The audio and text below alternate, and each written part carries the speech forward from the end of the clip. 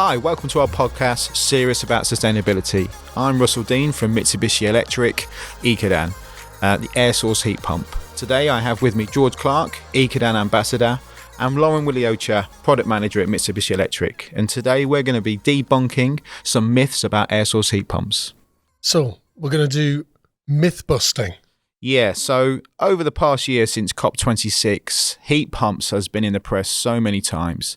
And I just keep seeing lots of false information out there about what heat pumps are, how much they cost, what's happening with the development of the low carbon strategy. And I thought today we could spend some time and debunk some of these myths around air source heat pumps. I love that phrase, debunk. Love that. So, because you two are the super experts, like with tons of knowledge. I mean, I'm Ecodan Ambassador, so I've got a fair bit of knowledge, but nowhere near as much as you two. Shall I lead with the questions? Yes. Should we do it? All yours, George. Excellent. Right, okay. So I've got a whole list of quite punchy questions, actually, to really test out the myths behind air source heat pumps. So I'm just going to throw them out there, and you can decide who jumps in and answers. Heat pumps are a new and unproven technology. Russ? Absolute myth. Heat pumps have been around for a long time in many different formats. But if you're talking about using a heat pump to heat a home, if you look at Scandinavia have been on heat pump technology for a long time. In fact, most homes in Scandinavia are heated by a heat pump. In the UK, the market for heat pumps for heating people's homes has been here for up to 15 years, and Mitsubishi Electric have been around for the last 13, 14 years making heat pumps. So it's a proven technology. Fantastic. Heat pumps are not powerful enough to heat my home in cold weather. Laurent, is that true or false? Yeah, so that's actually completely false, right? When the heat design is done properly in your house, when actually the heat emitters, the heat generation is suited for your house heat losses, it is delivering what is written on the tin, right? And where we hear people providing feedback when they say a heat pump can't heat my house is when these steps has not been done properly. Yeah, the most important in designing a heat system, especially when more traditional installers are used to install gas boiler, is to really look at the pipe size, is to look at the size of the heat pump, is to look at how much insulation there is in the property, is to look at the size of the radiators. And when all of this has been ticked, it's going to deliver comfortable, warm heat. Yeah. And in some ways, it's no different to having a conventional system. It's all got to be designed properly, hasn't it? I mean, you could say the same point about any form of heating system or air conditioning system in any building. If it's not designed properly, it's not going to work. Heat pumps take a long time to warm up a home. Laurent? I like to say a gas boiler is as a fire pit in your house, right? It's quite old-fashioned. It is burning gas, oxygen to make heat and generate carbon as well on the other side. So coming back to the question, it takes a long time to heat a house when you fiddle with your old beliefs as to how to set your heating in your house. You might be used to have a setback temperature, let's say -3, -4, or -5 degrees overnight. A heat pump, what it really likes to do is to deliver constant heat, okay, without too many changes, because there is less of this fire pit notion. So the amount of energy available out there is generous, is trickled into the property, is made with care, but it's not wasted as you might have already experienced with your gas boiler. The exhaust flue are still warm, etc. So what we try to do here is to change what people think about heat pump, is to ensure that they realize that the heat pump will work efficiently, constantly, with a set schedule. I suppose it's quite similar to underfloor heating. And when you've got underfloor heating, you kind of have to change the way you control the heating system because it's a lower, more gentle heat throughout the day. It's very, very gradual, where there's people who have a gas boiler, maybe a combi boiler, kind of blast the heat up, goes to 21, 22 degrees, and then it drops right off again. So it's very hot, very cold. They blast the heat up and then they open the windows because it's too hot. It's a common debate in every household, I imagine. But a more gradual, gentle heat that's slightly more constant. Yeah. That's more efficient, isn't it? Efficiency. That's what we're going for. That's what we're sizing our systems. That's how we should be building our homes. That's how we should be renovating our homes, is looking at efficiency. Air source heat pumps are noisy. Is that true or is that false? So That's a bit of a mythbuster here. So we have developed one of the best products out there to ensure that we deliver the right amount of heat for the less size and disturbance for the end user. It's a very fine balance, right? So it's all about finding the right size of the heat pump because the calories need to be taken out from the air and put into the heating circuit. And as well to ensure that the fan that pulls this air through the system is spinning at the right speed without disturbance for the end user. So our engineers have been looking for decades because they have a wealth of knowledge from the air conditioner system where heat pumps are taking their root from decades ago to now to ensure that the fan is tuned and developed to generate the less disturbances possible. And the answer is no. So people might have had systems that have not been designed properly. And this is the story we hear in the news where people say it is making noise because the system wasn't designed properly. Yeah. So it's all down to ensuring that the design and the installation afterward has been done according to the manufacturer recommendations. If this has been followed, I have an example here where I heard the heat pump running. It was less noisy than the wind in the branch of a tree. So actually heat pumps are not noisy. When they are installed properly, they are almost, you can't hear them. You wouldn't even realize they are running instead of somebody tells you it's actually running and you will be surprised, oh yeah, the fan is moving, I can't hear anything. And Ecodan have a ultra quiet unit, don't they? Mm-hmm. Yeah, we have the ultra quiet units, which is the quietest unit on the market. I think it's interesting when you look at the whole market of heat pumps is that I think most manufacturers at the start of this marketplace of this technology, we're talking 13, 15 years ago, we built machines that would be the most efficient. So that was the area of focus, is how efficient could you make a heat pump? And we've moved on from that. So efficiency still is important, but noise became the best thing, is how quiet can you make this machine? So, and now you'll see across a wide range of heat pumps in the market, as well as Ecodan, that they're very quiet and they're not intrusive in whatsoever. Planning permission is required before you can install an air source heat pump. True or false? So false. It's not required. So I take here an extract from the planning permission website that says from the 1st of December 2011, the installation of an air source heat pump on domestic premise is considered to be permitted development, provided all the limit and condition listed below are met. So please go to the planningportal.co.uk to have a look on the other one. But one that really applies to the heat pump only is the volume of the heat pump. So all of our range is meeting 0.6 cubic meter of or less of volume. This is what is required from the planning portal. So we have looked thoroughly to ensure that from 4 to 14 kilowatts, we meet these requirements. This is a full spread of our range. So all of our range doesn't need any planning permission. So it's all done under permitted development? Yes, correct. Yeah, and that's what I would recommend to any homeowner considering a heat pump, is look at the heat pump that the supplier you're going to go with, because some of those heat pumps are on the large side and they will require planning permission. So it's going to delay the process of your application. But if you look at Ecodan, for example, all units fit within that permitted development. So you can crack on. Yeah. It's always worth checking with the planners, though, in your local area, because if you're in a conservation area, that's it, yeah, or it's a listed building, then you might need planning. Yeah, that's a different scenario. That's a different scenario. Yeah. Heat pumps take up too much space outside and inside. True or false? That's false. Again, so I will take two scenarios here. The first one, you might have a combi boiler in your house, so you would be used to have a single box onto your wall and to actually just deliver hot water and heating via the single box, right? If you would be looking for heating application by a heat pump, the single box would be replaced by some pumps, and so it would be outside, obviously, the outdoor unit.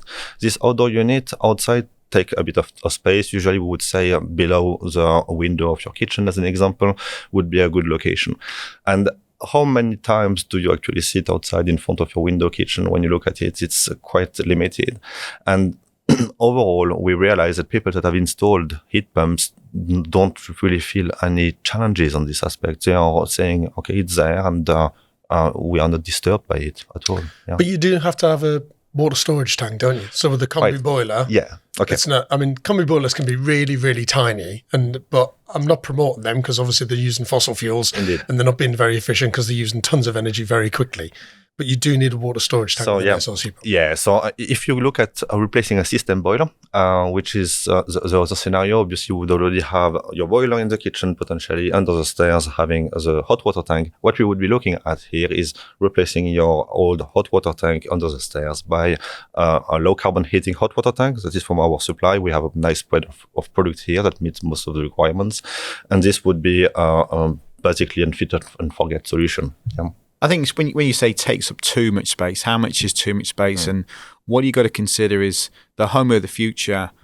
We will be storing our own energy. We'll be storing energy in hot water. We'll be storing electric in battery systems. And that's what's really going to be required to get to that carbon net zero goal. So energy storage is essential. So if I say too much space, I would say the right amount of space you need to get us on that road to carbon net zero. Heat pumps are only suitable for new build homes. Russ? That's a definite myth. I think it's important to say that all new build homes are suitable for a heat pump. And why is that? That's because they're built efficiently. They've been wrapped, as you call it. It's a good point. Going back to what I said before, wrap then heat. So they're an efficient build up to modern standards. And as we go through different iterations of building regulations, specifically this year and in 2025, they'll become a really, really efficient build. So definitely suitable for heat pumps. But when we've done our research, heat pumps are suitable for 86% of the houses in the UK.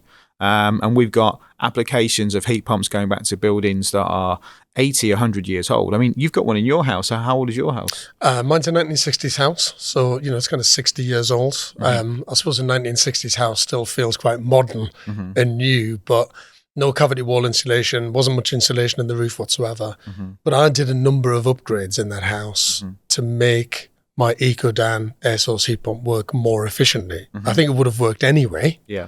But I do think I needed to put in better glazing, which I did. I put in triple glazing in my house, which is fantastic. Not just good for thermal performance, but it's also nice and quiet. But I upgraded all the insulation in the roof and wrapped some of the walls from the inside. So I did a bit of dry lining. So, but I've seen air source heat pumps work brilliant in Victorian and Edwardian houses. They just need that little mini upgrade of insulation sometimes. I think if you're going to put from my point of view, seen some installations, if you're going to put an air source heat pump in a very, very, very old drafty building, the system will still work. It's just going to work harder and it might cost you a bit more money. So it's all about having this balance, isn't it? About being very efficient, wrapping your house, give it a new jacket, if you like, and making it warm and cozy, which just takes the pressure off the air source heat pump. And it's the same for a gas boiler. If you're going to see gas prices rise, you're going to have the same challenges. So, it's go back to what I said really at the start is that every home should be efficient, not just one that has an air source heat pump in there. Heat pumps only work with underfloor heating. Laurent, true or false? No, false again. So a heat pump, again, when it's well designed and when the survey was done properly, which is the most important thing, is a survey, I think, to ensure that the house has been looked at, each room has been assessed properly, how much space, how much volume, and what are the size of the current emitter, right? Which is, I suppose, what the question here is highlighting, right? Is your current set of radiator enough to heat your property? And that's a question that can only be answered by the design calculations. We would usually found that most recent houses wouldn't need any upgrade of radiators if you only look at the radiator aspect, not the fabric, because you have multiple choice here. You could think to maybe improve your fabric first, which is what we just spoke about, and I think that's the preferred route. But if this is not possible, usually more recent houses would be quite happy to accommodate with the current radiator sizes. If it's not, there is the same radiator size in terms of height and width that exists with a bit more fluid into it, and that will be able to get more more power out of it. So this is all done according to the installer that did the design. And what I'm really glad to say is Ecodan can be adjusted on all the aspects here to meet your house requirements. So the flow temperature can be adjusted to ensure that we hit this maximum or this comfort temperature you want in your house. If you want to get 21 degrees, we can make it happen. If you want to have 22, 23 degrees, we can make it happen. So stating the obvious, Ecodan air source heat pump, it's a water-based system. You can use it with underfloor heating or with a conventional radiator system. Yeah, indeed. Heat pumps are high maintenance. Yeah, so it's not. Again, it's very simple. It's very similar to a gas boiler when you look at how much maintenance you have on it. So we would recommend a visit a year. If anybody of our listener would like to get more advice on this, we have our after sales team that can be reached via our website. We offer packages for people that want to get a proper from the manufacturer installer base service being done. And what we would just recommend here is to have it checked once a year. Very simple, yeah. Heat pumps have a short lifespan. Russ? That's a definite myth. I think if you look at a heat pump, a modern heat pump, they're all based on probably a previous air conditioning unit heat pump system, and air conditioning and refrigerant type systems have been around for a long time. And Mitsubishi Electric, we've got air conditioning systems that are still in place 20 years later. So the heat pump market isn't as old as that, and we've been making heat pumps in the UK and supplying heat pumps for the past 13, 14 years. So, and we still have those heat pumps running since that early application. My suggestion would be to expect at least up to 15 years use out of your heat pump, but at 10 years start to think about rebudgeting to replace that, because in that time of 10 to 15 years the technology will have improved again. It'll be a lot more efficient and have a lot more control facilities in the new kind of smart grid. So yeah, 10 to 15 years is easily expected. And I suppose it's like any bit of kit that has to work and do a job. You maintain it, the better you maintain it, the longer it lasts. If you don't maintain it as well, it's going to have a bit of a shorter lifespan and you might have to replace it earlier. Yeah, I mean, everything that Laurent said earlier about setting up the system, so sizing it correctly, controlling it correctly, will add to the life of the system. If you're gonna, it's like a car, it's a vehicle. If you're gonna abuse that car by running it flat out, turning it on and off all the time, multiple times, the lifespan's going to go down. If you control it, and size it and apply it correctly, then it's going to last a long time. Yeah, and I suppose the comparison with the car is you can get it MOT'd, so it ticks the boxes for safety. But if you get it serviced, there's an extra level of care, isn't there? Absolutely, yeah. Heat pumps are expensive. Now, this is a big one, Russ. This is probably the most common thing that comes up, isn't it? Someone's got an existing gas boiler, they want to replace it with an air source heat pump, and they're worried it's going to cost them more money. Is it true or false? I'd say that if you're replacing a gas boiler with a gas boiler, it's definitely going to be cheaper than a heat pump. But we are not going to hit carbon net zero with gas boilers. We're not going to get to those carbon reduction targets by using fossil fuels. It's a very, very basic way of heating a home. You're burning stuff. We've been doing that since the Stone Age. What we're moving through now is high levels of efficiency in engineering. So gas boilers are definitely cheaper. But, I remember a quote, heating your home should not cost the earth. So we need to make this investment and move forward. And I suppose you could compare it to the car industry, that when very green and efficient electric cars came onto the market, they were a little bit expensive at the beginning. But they're gradually becoming cheaper and cheaper as the technology gets better. It's a really good point because, that first generation of technology that come out is a little bit more expensive. But as the volume of the markets grow, prices for products will come down. As there are more installers enter the marketplace, competition becomes higher and the installation cost comes down as well. So installation, application and equipment price will all come down in time. And even though the technology might cost more than a very cheap, dirty, horrible gas boiler, the government are trying to support the industry, aren't they, and support consumers. 100%. Since probably the conception of heat pumps, there has been government schemes to help that, either subsidies or grants or incentives in place to help people come over from high carbon fuels to a low carbon heating system.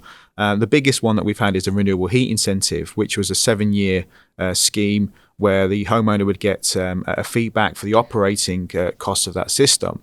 We're now moving into a new scheme from the government, which is the boiler upgrade scheme. So upgrade your boiler to a low carbon heating system and the government will give you a £5,000 grant up front to help you with that.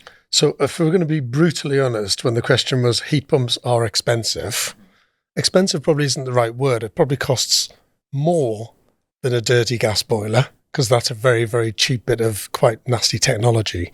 But you can't compare like with like. They're very different products doing different things. You can't, we have to, like I say, we have to, anyway, we have to make these changes. The gas boilers are definitely cheaper. But there's a reason for that. There's an absolute reason for that, yeah. Heat pumps are complicated to program and use. Russ, is this true? That's a definite myth.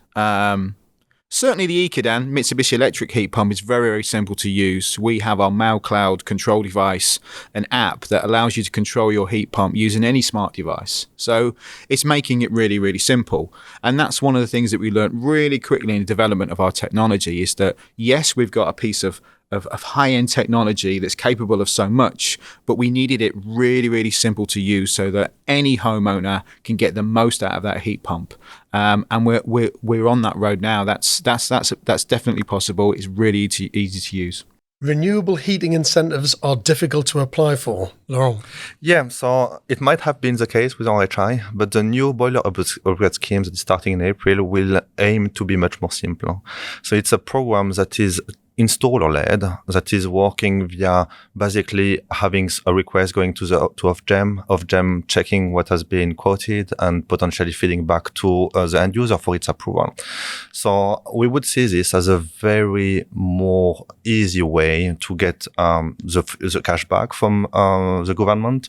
And looking forward, I think as well the principle of having an upfront scheme is very useful for the end user. So it really addresses what is the upfront cost of the installation and would aim potentially to lower the overall cost of the end user spending. So the renewable heat incentive was money paid back to someone who'd paid for an installation over the lifespan, over 7-8 years of having that unit installed, where now it's an upfront grant. Correct, yeah. I mean, it seems really obvious that. You wonder why we didn't do that before. When I say we, I mean the government. It seems bonkers because one of the difficult things is finding the capital, the money up front to make that change. Mm-hmm. The UK government is forcing people to scrap their working gas boilers. Russ, is this true? That's a myth. That's a definite myth. And even often the thing I hear is 2025, the ban of the gas boiler. It's not a ban of gas boilers. It's just a hiring of standards. So what will happen as we get to 2025 in new build homes is that the standard of efficient will be too high to have a dirty gas boiler in there that's low efficient. So no one's banning anything. All we're doing is setting higher and higher standards, and those standards are required for us to hit carbon net zero.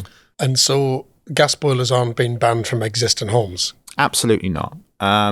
What the government has laid out is a 10-point plan over the next 10, 15 years, looking at when we expect to phase out gas boilers in everyone's homes. And they're talking about some forecasted dates of 2032, 2035, where gas will become less and less in people's homes. The heat pump market currently is probably 45,000 units. The government's plan says in 2028 it will be 600,000 units, and as we get into the 2030s it'll be 1 million heat pumps a year installed. Now if you compare that to gas boilers, currently 1.7 million gas boilers are installed every year. So it's aggressive growth, but it is phased over the years, over the next 10 to 15 years. Heat pumps are imported products and not manufactured in the UK. True or false? Well, Mitsubishi Electric, we have a number of factories in Scotland. So over 80% of our product is manufactured in the UK and exported to Europe, but most of our products are manufactured in the UK. And in time, it will become that nearly all of our heat pump products were manufactured in the UK. Brilliant. A heat pump is more expensive to run than a fossil fuel solution. That's a good question. And I think what the challenge is there, I wouldn't say that is a myth, but I think the challenge here is what we've got is the base level of fuel prices. So you've got gas, which currently is maybe between 5 and 7 pence per kilowatt hour, and electric, which could be way over 17 pence per kilowatt hour. So you've got a big difference there in the base fuel prices. So it's 3 times as much for electric than it is for gas.